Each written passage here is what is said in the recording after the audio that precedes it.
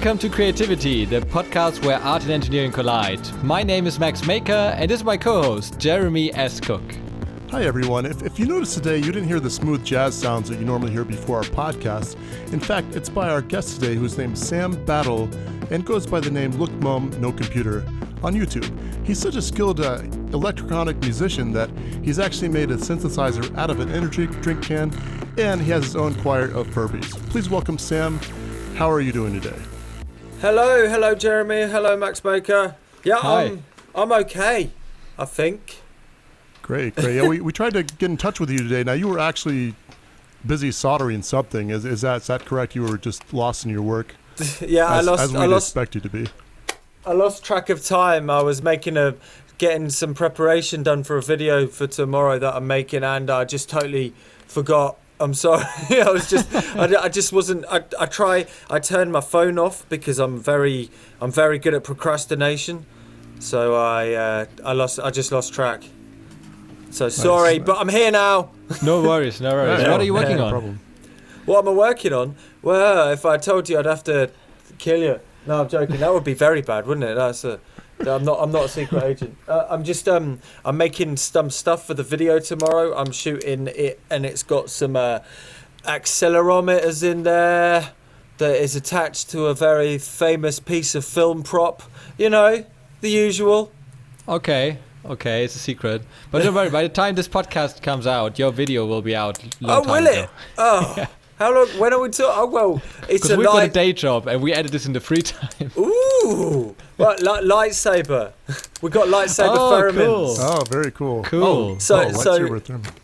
Can you tell us a little bit about you, what you do, for those that don't know you? Yeah, hello, I'm Sam, and I run a channel called Look Mum No Computer, and I make silly machines, I guess. Like, I built a Furby organ last month, which was 50 Furbies singing in key. Each of them was a note that you played, and there was a heck of a lot of wiring. I kind of might go for a maximal approach instead of a practical approach because, I don't know, there's just something more enjoyable about having a really impractical, large material thing over a small, compact, useful thing.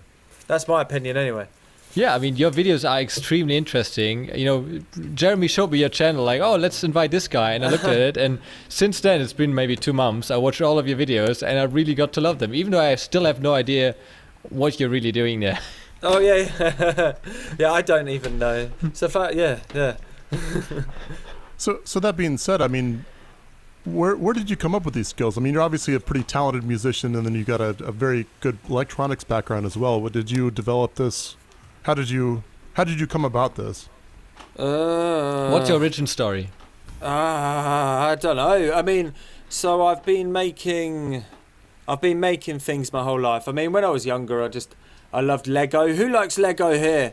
Me. Oh yeah, everybody definitely. does. Oh, yeah. Maybe Jeremy, it's more Legos, isn't it? Legos. Yeah, that's right. That's what we call it here. Even though I know that's improper. But it kind of makes more sense, isn't it? Because you're not talking about a single Lego piece. You're talking about Legos. So it does make sense. Absolutely right.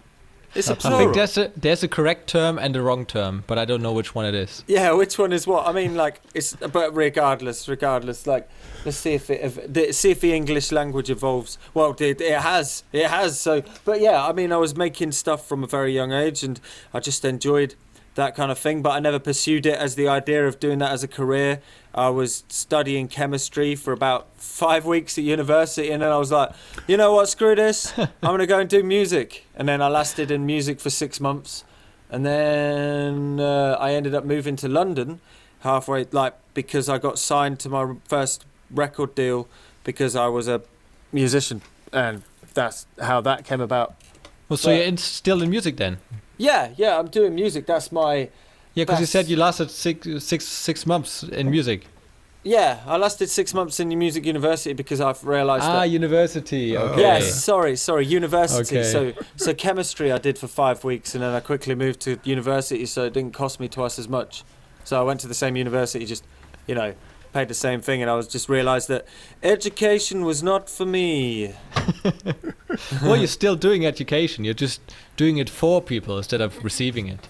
Yeah, exactly. Just got to try and inspire people to know that, you know, the information is there. It's just more about, you know, finding it on this lovely thing that's called the internet. Yeah, it's amazing the resources we have with the internet. I mean, it's just, you can find literally anything. I mean, I'm sure the stuff you've come up with, all your electronics, did you learn most of this from other YouTube channels and other venues like that, I assume?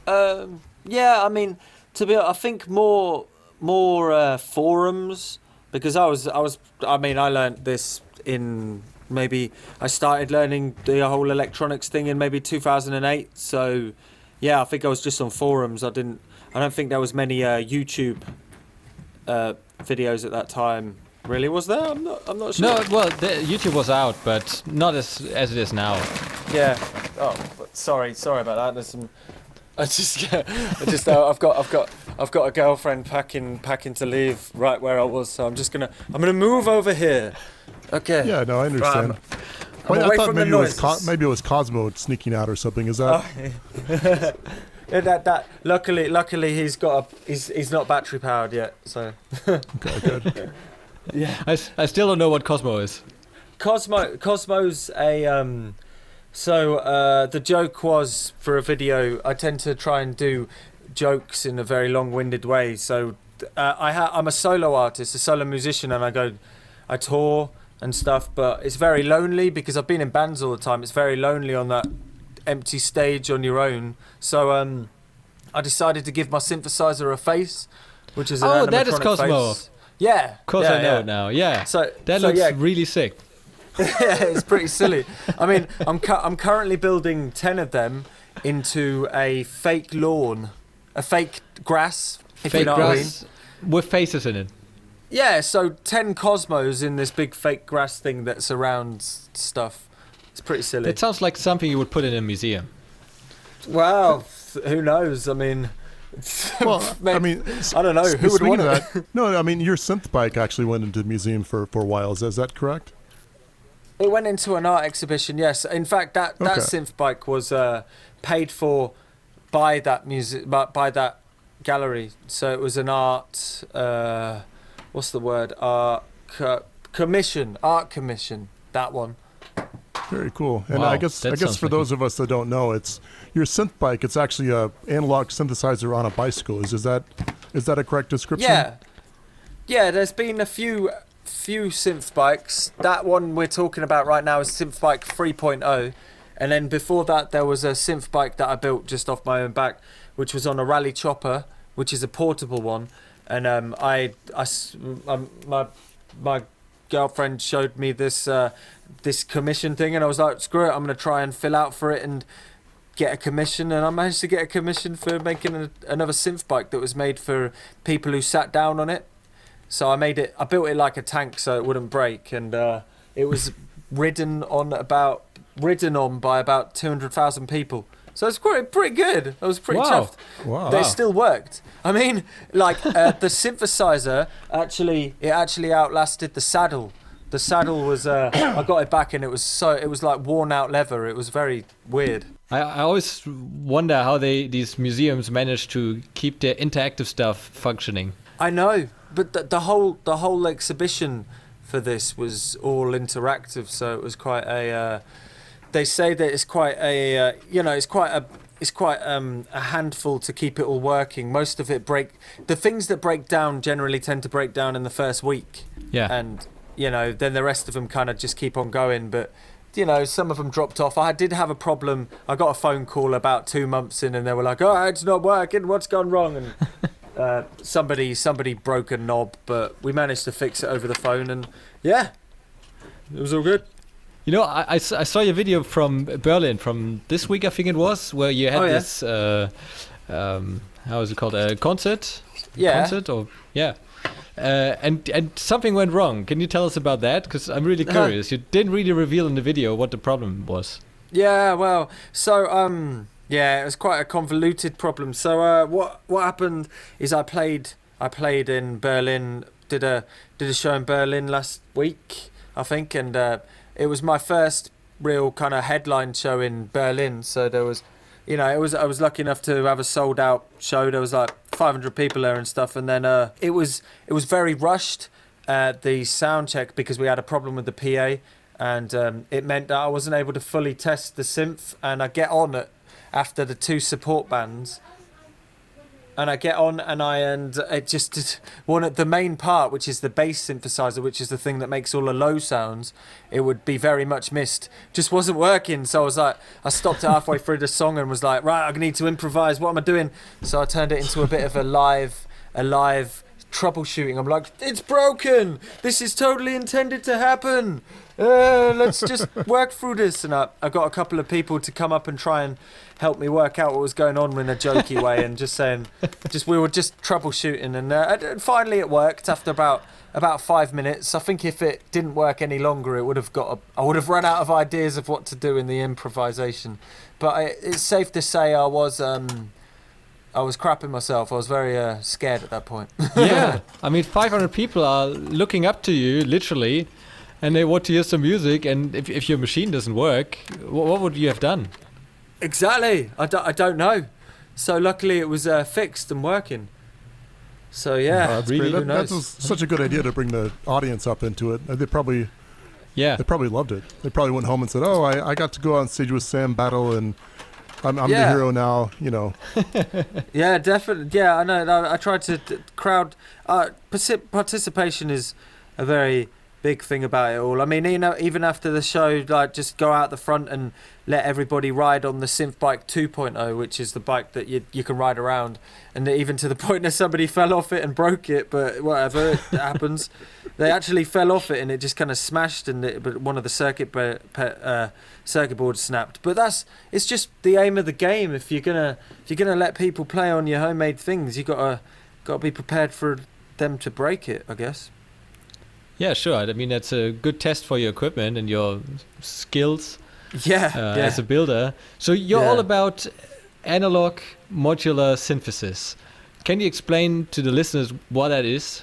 Analog modular synthesis is, one of the earliest type of electronic synthesis, really. I mean, it just comes from oscillations of electricity that just oscillate in its simplest form, and you plug that oscillation of an electrical signal into a speaker, and it will make a buzzing noise or a sound, and that's where it came from. And it came into the music world in the 60s, which was with Bob Moog and Don Buchler and Clockwork Orange. Wendy Carlos, she was like, she did classical covers on synthesizers. And after that, you listen to all the 80s, that's all like analog electronics. And nowadays, it's just regarded as something that's just so much more true, warmer, just a bit more of a nicer sound to the digital computer counterparts, which nowadays sound just as good. I think it's more of a case of, it's not which is better and which is worse. It's just a process which you want to make music and make sounds. And so the whole name Look Mum No Computer comes from that idea, because people would come to a show. Like, I went to shows and saw people playing on laptops on the stage, and you're like, are they sending an email? Are they doing their tax? Or are they just, are they actually doing stuff? It was less about the show. It was more about the, I don't know what term it is, but just the idea that they're making something, but you don't really know. It's somebody goes to see something. They want to see a sport, like the thing, it wasn't working. Like, that's the kind of thing that they want to know that could happen. It's like, with all this analog stuff, you're getting by the skin of your teeth. Yeah. Bye, Mel. Have a good one. Sorry. This song that we just heard at the beginning, at the start of the podcast, you actually played that live, right? Yeah, that was so I was lucky enough to have that in that video. I was in the Moog Sound Labs. It was which is a £100,000 studio that goes around the world and sets up in different places for residencies for different artists. So I was lucky enough to have it for a week, and I just went first thing every morning and left first thing every night. And then that audio that you're hearing was probably, I think that was the first day that I got there. I was like, right, I'm going to repatch it, and then I made up these melodies and made up the drum beats on the stuff and kind of like worked it out half live, and that was all. The whole audio that you're hearing is basically what's coming out of the machine, the main wooden machine, which is actually a 50-year-old synthesizer, and I think it sounds quite modern in the way that it was used in that performance. Well, this song sounds absolutely amazing. Like, I listen to this while I drive. Oh, that's great. Thank you very much. I really like the song, and I just find it astonishing how, first of all, that just electrics make the sound, and then also that you do this live. Yeah. I mean, all the changes and all of the adjustments and stuff were all live. The only thing that wasn't live was a couple of the note codings, the note codes, the MIDI like the MIDI sequences of the bass lines or something like that. So it's great to, like what you're hearing is what you're seeing in essence. And the funny thing is that riff, the riffs from that stuck with me so much that I actually was finishing the lyrics and the recording for the studio version of that one today. Wow. This afternoon. Oh, that's awesome. Yeah. Oh, that's really cool. So, are you going to put it on iTunes, or where can people listen to it? Yeah, so it's been a while since I've put anything up on iTunes and stuff. There's never been anything as Look Mum No Computer because it's taken quite a while. I've done Look Mum No Computer for a year and a half, and it was off the back of a recent failure of another musical project. So that went wrong, and I was out on the. So I thought nobody knows that I can make things and stuff. So I did a video showing people how to make a drum trigger with a builder's hat and some tin foil and a 9-volt battery and some gaffer tape. So you just make this thing with gaffer tape, and this video, which was the first one I did with Look Mum No Computer, I uploaded it onto Facebook, not onto YouTube. I uploaded it on Facebook and shared it around like 2 different groups, and it kind of went, sort of viral. It got like about 200,000 views in about a week, and I was like, whoa, that's done way more than any of my music that has been funded by record labels and stuff, and it has had loads of money put into it for promotion. Nobody gives a shit about that. They like this stupid tinfoil hat thing. I was like, in a way, it was a kind of kick in the groin, because it was like, okay, I do this really silly thing and people like it, but nobody likes the stuff that I spend like 10 years learning how to do. So whatever. I mean, I'm very happy because now I got over that and I started being like, screw it, I'm just gonna make funny things because it's really enjoyable. So I continued it. Well, you're very entertaining. I mean, even you watch your videos and now I'm talking to you and it seems like you're exactly the same person live as you are in your videos. I guess it's who you are comes out. Is that kind of accurate, I guess? Yes, actually. I think it took a while to realise that, but potentially before in other projects, like not being yourself, I was just completely not really holding back and just being yourself. And I don't think usually, like in music and stuff, it's not very often that people are themselves, I think. So it's just an experiment and it seems to be working so far. But I haven't put any music out, so who knows? That's true. Well, I'll be looking for the songs when they do come out. It's really interesting. Oh, well, thank you. Stuff, so what have you guys built in the last week? Oh, yeah. What have we built? It's a good question. Jeremy, you go ahead. So I guess the biggest thing I built, I didn't build it last week, but I built this gigantic standing desk because I'm a pretty big guy. I'm about 6'4", or about 2 meters, I guess, for those of you, those communist types. 2 meters, yeah. 2 meters. It's a really big desk that I can stand at, just work on my electronics or whatever else I'm working on. So I guess that sounds a little bit boring compared to some of the other projects we've seen, but it's just something I needed. I also made a little strand beast out of a kit. Put some motors on and stuff. Strand beast? Yeah, it's like a walking machine with 16 legs. I've made a few of them from scratch before, but this one was actually from a kit, and I just put some motors on it.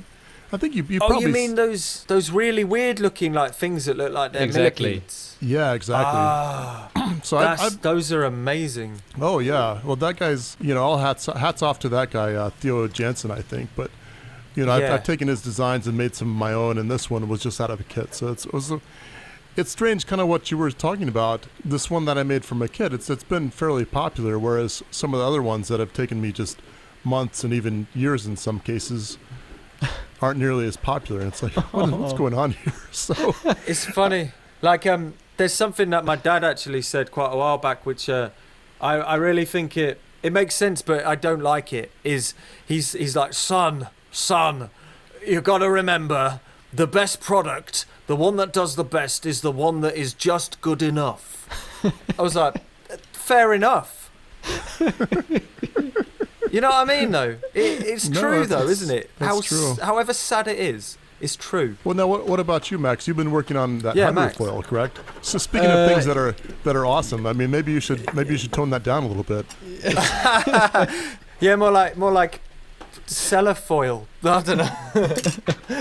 Yeah, the hydrofoil is going well. I've got one real big problem, and that is actual work that makes money. Oh yeah. That got in the way. But hydrofoil is going well. The electronics are in, the electrics are in. Now, next up, I need to test if it's actually waterproof, because I don't want to chuck this in the ocean and then find out everything got wet, and I wasted like 500 euros in electronics and lots of work, because I put so many hours into soldering. And Sam, you probably can relate. Is it a remote control one, or do you get in it? No, I ride on it. It's like a surfboard. Wow. With a wing underneath and a giant motor, and you fly over the water. I've just typed in hydrofoil, so I was like, what? I couldn't remember what it was. But these surfboard things look insane. Is that? Yeah. Whoa! What the heck? I have never seen one of those before. Well, they're kind of new. People just now kind of discovered that it is possible with the technology we have. Like, we can get cheap motors from China and cheap batteries. So. Is it brushless? Yeah, of course. So how are they waterproof? Are they inside a little capsule? Yeah, the one I bought, it is in a capsule, and the funny thing is they potted everything in with silicone, so it is waterproof apparently. But I can't open it, and I can't change any bearings or anything like that, because the silicone stuck everything together. So I don't know if it's going to work or not. Maybe it just burns, or maybe it works. But if it works, it will work for how many hours the bearings are going to last, and then I can never service this. But I mean, how much was it? How much was the motor? Oh, the motor's just $120. Oh, really? So I mean, that's okay. It's still quite a bit of money, but like, it's not loads, is it? I mean, this thing is costing me $2,000 in total. Wow. That is insane. I know it is. It really is. I mean, don't worry. No, it's not insane in a bad way. I think insane is a good term on this talk, right? I think we can all agree that's good. Yeah, I think so. If you wanted sensible stuff, we would go to a shop. Yeah. If you, exactly. Like my dad, he would be like, "That's not." No, I'm joking. Like with that saying, I don't think he ever understood, but he understands now my stuff. So nice. Oh, that's worth it, Well, Max, I mean, you're worried about the money, of course. And of course, that's a big thing. But how much current are you putting through these motors? I guess that's the other thing I'd be worried about, just, getting shocked, I guess. Oh, yeah, the current is 120 amp max. That is what the motor controllers can handle, basically. So the current is, I don't mind the current so much. It's more the voltage. Apparently, everybody said you shouldn't go above 50 volts because that's too dangerous. For whatever reason, I don't really get it. But then I'm not an electrician, so. Usually, I find that the things on forums, I always take them with a pinch of salt. Like, somebody says 5 volts, I'm like, I get away with at least 12 volts until like now. And nothing ever breaks when they say it's going to break. I always find. So you never know. I mean, just shove 240 volts in it, you'll be sorted. Well, in the U.S., I think it's up if you're above 40 volts, or maybe it's 50. You have to actually have a good enclosure around it. There's some sort of rating that you have to do after 40 or 50 volts in industry. So maybe that's where they were getting that. I mean, who knows? Yeah. Nobody could give me a real answer what's going to happen, but. I see. Is it a regulation for water-based objects? I don't know. Maybe. Speaking of that, I'm sure you've gotten shocked a few times, Sam. Have you? Is that true, or have you managed to avoid that? Yeah. I've had a couple of nasties. only 2, I think, in the past. A couple of nasties, but yeah, I try to be careful. If it's only been mains. I've had a mains one, and I got shocked by the TV. What is the big TV glass thing? A cathode ray. That one hurt the most. Oh, that yeah, really stung. I heard quite a lot of warnings about them, so that's why I got rid of mine and bought a flat screen. Yeah, the warnings are all true. It hurts, but I'm still here, so I don't know what that's about. I got shocked once in South America because these American plugs, you can plug them into the socket while still holding onto the prongs, which you can't do with European plugs. Like, it's physically impossible to stick them in and still have your fingers in between the prongs. So it shot it through my fingers straight away. That really zapped. Yeah, it gets you, doesn't it? The 240 volts is a nasty. It makes you feel a bit sick, right? Oh, it was 110. It didn't make me feel sick, but lucky man. I guess there was more current then. Wait, so I've got American plugs, obviously. But well, Jeremy, please try. Oh yeah, please try. See how it goes. Yeah, no, I'd prefer not to. But I'm just thinking, I've got these plugs all around. I mean, I don't generally stick my fingers in there. I don't know. Yeah. Maybe. Well, if you plug in the plug and hold your finger in between the prongs while you push in the plug. Is that what you were attempting to do then? No, I didn't attempt. I just did it by accident. I didn't think there was this danger.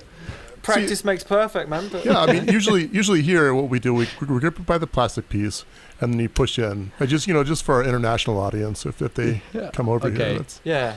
I mean, I get quite impatient, but luckily, we've got the English plugs, which is probably the safest of them all, right? Oh yeah, it is, and it's with super the big annoying. Switching, the mechanical thing. I mean, they're massive. They're really impractical. Yeah, I lived in England for 7 years, and I really? never bought one of these adapters for my German laptop.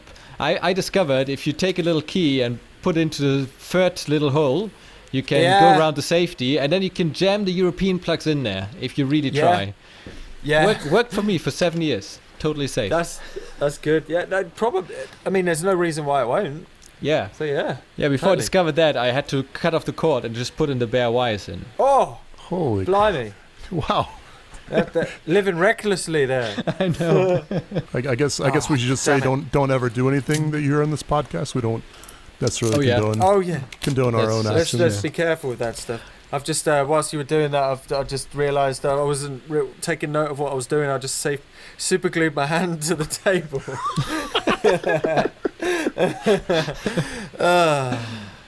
I heard it comes off with acetone. Oh yeah. Well, no.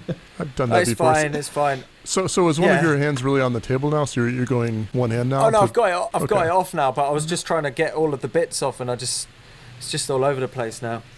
It's in my mouth. Yeah, reacts with water, so don't try. You can't dissolve it with water. Actually, that's the thing. Like, I don't know how much you guys use super glue, but I use it quite a lot. I don't like some repairs that don't need super glue. Yeah, they get super glue. But have you ever dropped it on clothing? Yeah. And have you ever felt a burn? No. Oh, no. So if you drop it on clothing that's got a bit of plastic in it, it heats up. There's a reaction that causes it to heat up quite rapidly. Really? On most of my clothes, most of my t-shirts and most of my trousers at least have at least one super glue dot on them, and it's very frustrating. But the other thing is when you get it on your jeans, and it's quite I wear quite tightest jeans to the skin. Like I get burns from the super glue. Really? So don't drop it on clothes. Yeah. Because then there's a reaction that heats it up. Yeah, I use a hot glue gun, and that really hurts. Oh yeah, I say like you can probably tolerate the hot glue gun temperature because it kind of goes down after a while. But the super glue is like it's next. For some reason, it's developing. Yeah. It's ramping up instead of ramping down. Yeah, exactly. I think that's the case. You're right. Yeah. It's funny in at least one of my videos. I'm doing a fast forward section, and I'm using the hot glue, and you can just hear me go. It's like, oh yeah. Really quick. Yeah. How many? Everybody has that problem. There must be a solution. Well, not using hot glue, I guess. That the glue gun flips over. Just makes you go whoo. Oh, that problem. You know that. I always have this problem that the hot glue gun falls over. These little stands that they come with, they never work. So it's always lying on its rubbish. side. Yeah. Yeah. Yeah. I know, yeah. That is another problem that needs a solution. And I'm wondering, Well, it these just needs a manufacturers of the stand. glue guns, did they never consider this problem? Do they not know about this? I always just Yeah, well, set mine on I the table guess. of my milling machine because I figure that's not flammable. So really, all everybody needs to do is buy a milling machine for their home shop, and Oh yeah. they'll be good to Yeah. Let's get a hold of one, haven't we? Sam, what's the what tool you use the most? tool I use the most? Funny actually, a Swiss Army knife. Really? Yeah. I With use pliers? the Swiss Army knife all the time. Yeah, no, Swiss Army knife with pliers and scissors. The scissors I've used the same Victorinox Swiss Army knife. Like it's like one of those fancy ones, but like for the last ever since I started electronics, and it's cut every single like leg of transistors and resistors and all that from circuit boards. The scissors. Really? So it's not supposed to do that, but Oh wow. yeah, They I'm make just fantastic amazed it works. tools. They do. I've got this multi-tool from them, and I absolutely love it. The other day I was sent a Leatherman I wanted somewhere. On Yeah. instructor builds, I want a Leatherman. And if I compare the nice. Leatherman and the Victorinox, they're completely different from the build quality and the sharpness really? of the blade. And you know the Swiss Army thing, it's polished and it's proper stainless steel, and it just feels Yeah. really nice. And then the Leatherman, it's just not as good. Huh.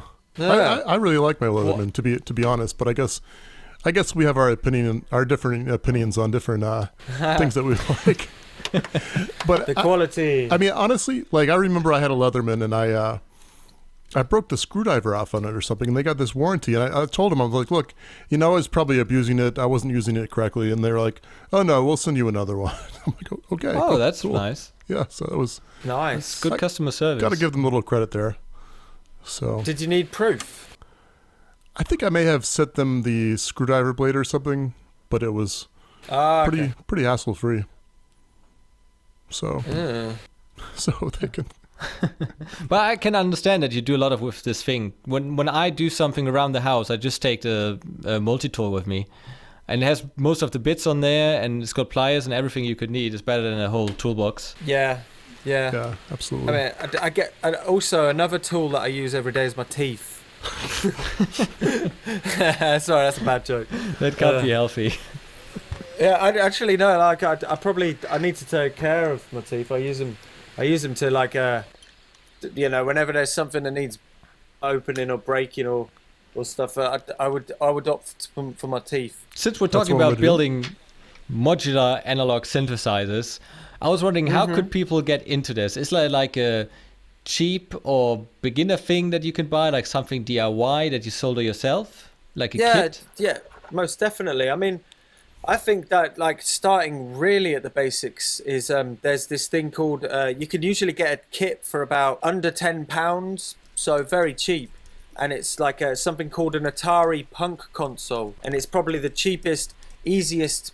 Like it's got 2 knobs, and it makes a plethora of electronic sounds. And I think that's the kind of thing that would get you interested in it and going, right, what can I do from this point? And then it obviously keeps on building and building. So yeah, I think the easiest thing to start is starting small with an Atari Punk console. Sure. Okay, or an energy drink can, I guess, right? Oh yeah, all those energy drink cans. The problem with that is it was so simple that like it had so little parts on that it was quite difficult because there's two batteries because you need to power it with 18 volts. It's just it was good. It's interesting, and I think the circuit's very good if you get over having to power it with 2 batteries. It's just a bit impractical. There's me bashing my own designs. Yeah, but I think it was really cool that you didn't use any soldering, so it's really accessible for anybody. Oh, of course, yeah. That's the thing. It'll be pretty difficult to do any other circuit without soldering. If you really want to get into modular and stuff, I think the first thing you'd want to do is get a £5 soldering iron and this £10 kit, and just try it. Because I mean, all in all, the worst that happens is it doesn't work, and you've at least you've tried it. I guess you're never gonna know unless you. Well, you try practice it. your soldering. That's always a good skill. Yeah, it's always a good skill. Something that I need to get better at. Oh, I'm sure you've had plenty of practice with your. You've got a 100 oscillator. Oscillator. 100 oscillator mega drone. So it's a bit of a long word, but yeah, like I did that all in the space of 2 days, and it was the longest 2 days. Wow. Ever. Hey, speaking of that, I was just thinking the Furby organ. Now you've got 2 Arduino Nanos per Furby. So what are you using? About 100, like what, 101 or so Arduinos in that? Is that? Well, there's more Arduinos for the other things that it's doing. So I think it's about 100. Are you getting? It's about 110 Arduinos. 110 Arduinos. Wow. Yeah, all being powered off a one single 4 amp 12 volt power supply. That's amazing. You know, for that money, you could have bought a real computer to do it. Yeah, I know. But the problem is I needed to find something that would have 50 outputs as well as I needed something that would have 200 outputs, including 50 audio outputs, and I was trying to weigh up the prices. And it just worked out cheaper to do it with the Arduinos, and it just looked more ridiculous. That's so true. I was like, I've got to go with that. Maximal. Very modular too, I suppose. I mean, if one Arduino fails, then you just swap it out, right? I guess. Oh yeah. I mean, like ordering cheap Arduino rip-offs from China, like a lot of them do tend to fail. Yeah. I think out of those 110 Arduinos, I think I went through maybe 15 duff ones. Only 15, but that's still 1 in 10. Yeah, and that will ruin your experience if you just bought one and it goes wrong, and then you've got to wait for a few days to get a replacement, or you don't even know what is wrong. Yeah, exactly. Well, if you buy Arduinos, always buy 3 or 4 and be ready to swap them out. But they're so cheap. I mean, these things are about £1.50 for an Arduino knockoff. I mean, they're not expensive. I think I bought them in bulk. I bought a ridiculously large amount. I mean, I think I bought about 400. 400, but yeah. But it's only because they ended up being. I think there were 98p each or something. Wow. Oh, that's a good price. So I only spent 400 quid on them. You could sell them on the street if you could get real desperate. You could just go out with your trench coat. Yeah. Hey man, I got an Arduino for you, $3 here. I just got to make sure they got no refunds. Because there's a lot of duff ones in there. It's funny, the 3 of us, we all know what an Arduino is, and I bet most of our audience too, including my girlfriend. But if I would talk to anybody in my circle of friends about Arduino, nobody would even know what it is. Nobody would be interested. But I guess that's the same as us not knowing what the different brands of knitting needles. Actually, I do know. I tell a lie because I know a lot of brands of knitting needles. I do quite like a lot of knitting. Really? I do tend to do some. Yeah, I knit sometimes. It started because I wanted to. I just get quite obsessed about things, and it was just something that I got so obsessed about. But yeah, Arduino's like nobody would know. Yeah, I once said in my videos, it opens up a whole new world of possibilities. It does. It's true. But so does knitting.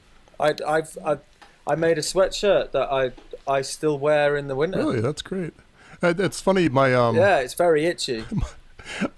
It is, I guess I got to confess, my wife has a couple sewing kits that people have gotten her, but people, like, I actually know how to sew, and my wife really kind of avoids it. She's like, well, I guess this is for you, Jeremy. Yeah. Like, well, I guess it's not the most masculine thing in the world traditionally, but, I'll take it. Well, yeah, I don't care. Yeah, who cares? I mean, yeah, nothing. I mean, as long as you drive a pickup truck, you're set.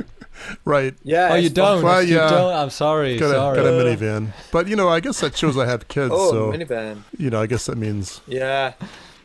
Well, whatever. Oh, I thought you were saying, like, when you say minivan, to me that means like Mini Cooper van.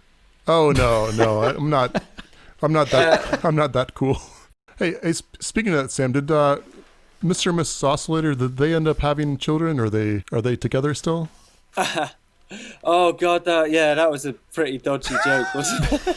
It brought a smile to my face. I'll say that. Oh yeah. I write the scripts, like not really knowing if I can achieve what I want to do with the scripts. Like I write the scripts usually when I'm on the train home from something on the underground. So the London Underground is where I kind of like sit and just make these dumb jokes to myself. And I was like, wouldn't it be funny if they have sex? These oscillators, that would be ridiculous. And yeah, then it was trying to solve that problem. And yeah. Yeah. Okay. Well, I didn't know if they were still together or they decided they broke up or what. Oh, they're sadly both deceased. Oh, really? I guess I didn't watch that video. Yeah. Oh no. They both of the oscilloscopes, their eyes fell off, and then their clothes fell off, and then their genitalia fell off. It all just went wrong. Well, that sounds like a bad way to go. Yep. Slow and painful.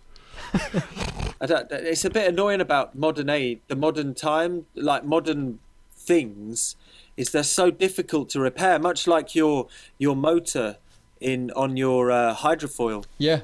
It's just it's so chuck-away, throwaway culture, and it just seems a bit wrong to me. No, I agree. My washing machine broke a couple years ago, and I took the repairman came over, and he's like, "Well, it's going to be like $400." It's pretty much the exact same cost of the the washing machine, because some little board in it broke. So I'm like, you know what? I'm going to see if I can buy the board and replace it myself, which I did. But it's just like, not even, beyond the cost, just like, you're going to throw away this gigantic washing machine just because there's some transistor somewhere that went bad. It's just mind blowing. Yeah. I had a similar experience. The lock broke on the washing machine, and I bought a replacement lock for €100 for €600 machine, which was just 3 years old. And then the new lock broke again, and I was like, what am I supposed to do? Even if I buy a replacement, it won't work. So I thought, I just disable the lock entirely and wire up some kind of rope and a French cleat. No, not French cleat, just a cleat, like a sailing cleat, to make it still lock. But my sister didn't agree with that. She wanted a proper washing machine. So we chucked it out. And I kept the motor because I thought maybe I could use it for something. Yeah. And I bet the repairman or whoever picked up the washing machine must have thought, oh, what a cheap little... Yeah, a cheap what's it? He gives me the washing machine and keeps the copper motor. Yeah, well, you got to do that. I mean, he's just going to do the same. Yeah, that's funny. That's why he took it with him for free. Oh, so somebody came and picked it up. Yeah. So they came and picked it up. Yeah. Of course.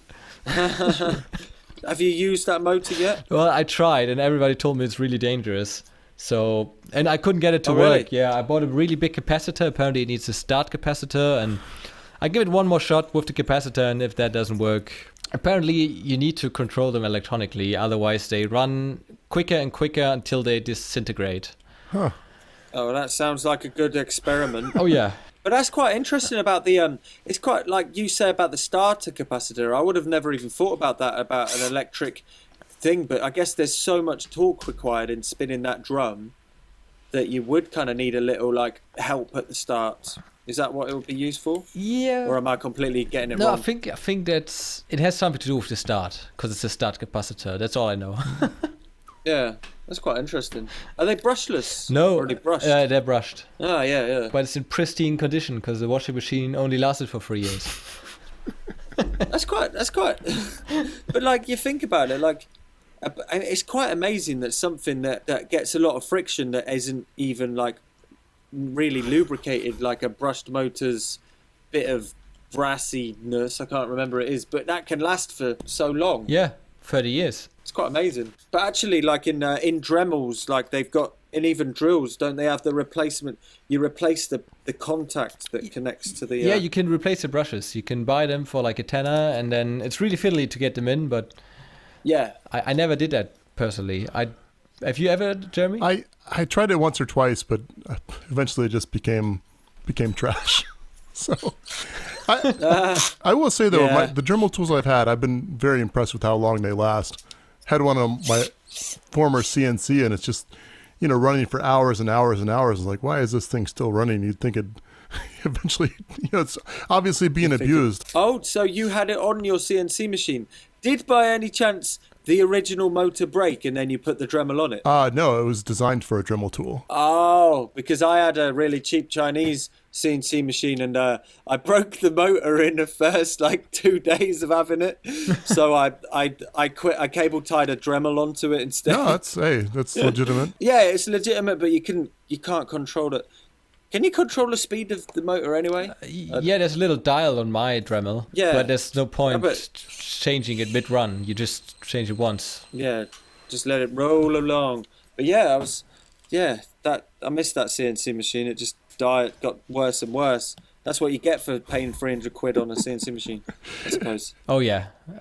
There are these cheap CNC machines you can buy, like I won't say the names, but you probably know what I mean. The aluminium ones, and they're just useless. The ones on eBay, is that what you're talking No, about? there's like 2 American companies that make some.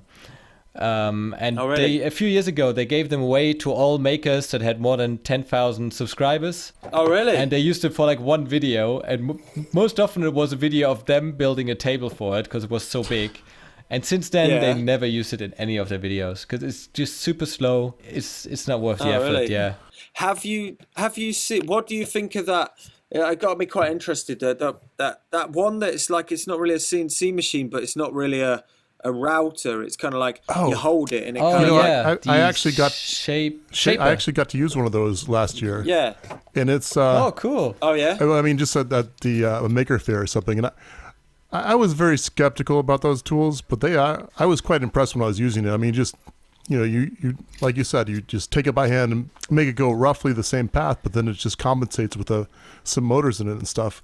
I mean, it's not, you wouldn't want to produce 10 of something, but if you're just wanting some sort of big contraption, like like something you would make, Sam, or any of us, really, it's pretty spectacular.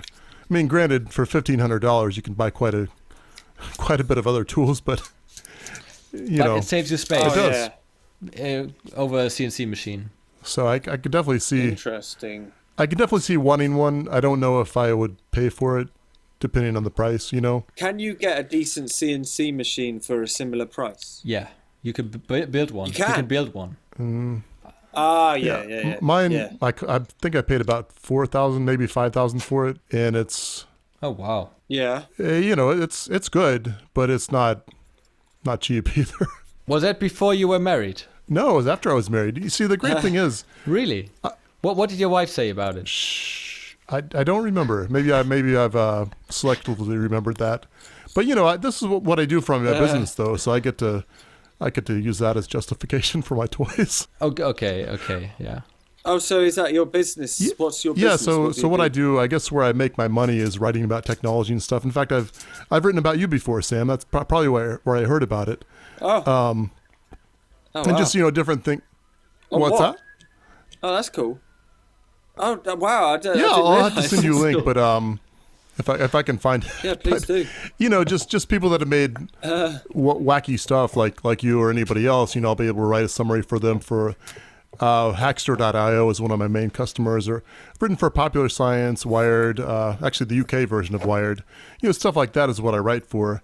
But at the same time, Yeah. I got to do a lot of experiments to kind of support this. Okay, how can I make this thing? How can I make that thing? I don't make a lot of money at it, but it's one of those things, kind of like Look Mum, No Computer. I mean, that didn't make, you got to start from somewhere, and It's all under a different umbrella. Like, it's not my main revenue stream, but luckily my main revenue stream, I only need to work maybe once.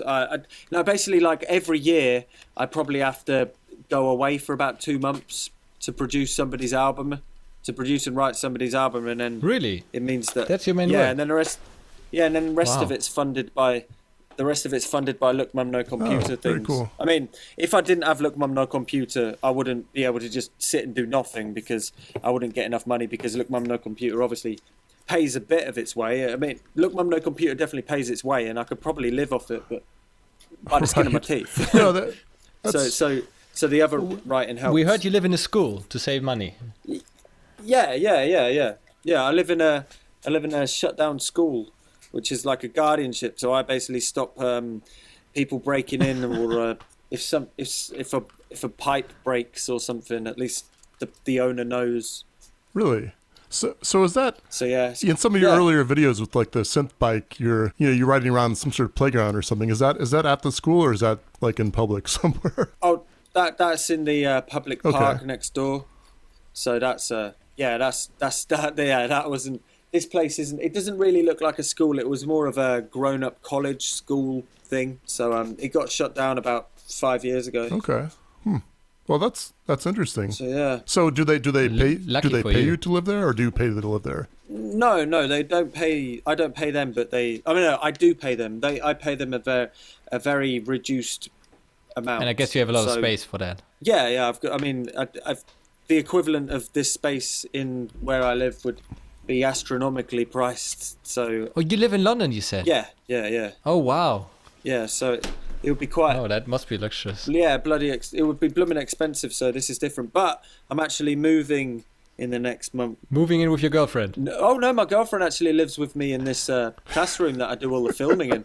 Much to her dismay.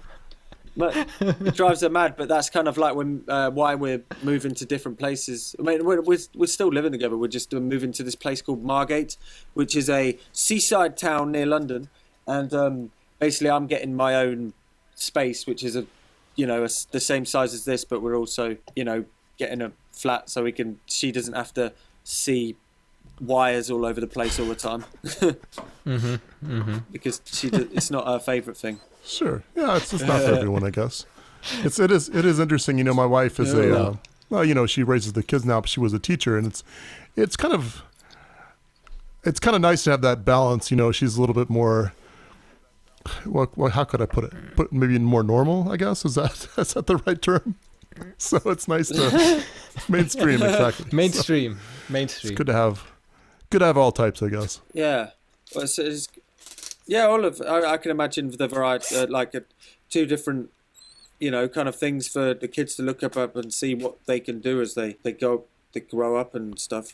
It's quite a good thing. Yeah, I guess on that note, it's time to say goodbye, but it was really nice having you on, Sam. Thank you very much. It was been great. My pleasure. It was very fun talking to you both. We're really big fans of your stuff, and we hope you keep going with your music and your contraptions. Yeah. Well, and your videos, of course. Oh, thank you, and good luck with the hydrofoil. Don't fall off it. It looks quite high. well, Thank you very much. Yeah, Jeremy next up is going to build a rideable strand beast. Oh yeah. I'll build one rideable for my children, for babies. That sounds like a good plan. I'm sure I'd get in some sort of trouble for that. But Sam, where can we find you if we want to hear more about you or tour dates or whatever? The internet. So there's this thing that's on laptops nowadays, and it means that you can connect up to this massive database of information, and you type in www.lookmumnocomputer.com, and I guess all the links like YouTube channels and stuff like that are from there. Very good. So yeah. Awesome. Have you got an Instagram? Yeah. It's just Look Mum No Computer. So if you search that up, I guess it will turn up. Nice. Awesome. And how about you, Jeremy? Yeah, my channel is just Jeremy S. Cook. So pretty much if you Google Jeremy S. Cook, something about me will come up. So hopefully good things. So Same here. Max Maker is the YouTube channel, and on Twitter, who cares about Twitter? Instagram, it's Max_Maker_YouTube. Oh, Yeah. Jeremy S. Cook is playing in my ears. I just typed it in on Google, and your automatic camera slider controls just started playing in my ears. I was like, are you talking? Yeah, you have built that kit. Oh, I'm gonna be watching these. I think Strad Beasts. Oh, Yeah, set that it's stuff good up. fun, and it's a cheap kit. It costs like a tenner, I think. Is that yeah. it? Yeah. Yeah, and it's really fun. Good quality. It's from Japan, apparently. Yeah, I company was Gakken. shocked at how good it was I think it's like $5 on eBay. So, Gakken. I built it with my girlfriend, and she enjoyed it. Oh, really? Oh, Apparently, I'm not entirely sure, but we did it all the way to the end, and we didn't have a fight. So that's amazing. That's good. That's really good then. But it's the couple therapy kit. yeah, exactly. But I mean, just really quickly, Gakken. They've had a fair few good things, I have to say. Gakken are pretty good. Yeah, Yeah, do you know the guy Techno Man on YouTube? No, I'm typing him in now as well. Techno Man. Oh, he's all about retro technology, like cassette players and all kinds of digital formats. Oh yeah, Techno Moan. I don't know why. Techno yeah, Moan, okay. that's his name. Yeah. Yeah, of course. Yeah, I remember. I know him. Yeah. Oh, he's got a Yeah, new he had one a few things from Gakken. It's like a Japanese quality novelty toy company. Yeah, and it is quite good quality as well. So. We're reaching the time limit. We have to end, but Yep. thanks for being guest again, and best of luck, and let's stay in touch. Yeah, let's stay in touch. Thank you very much, everybody. Yeah, thanks a lot. Thanks, Jeremy. Thanks, Max. Thank you. Bye-bye.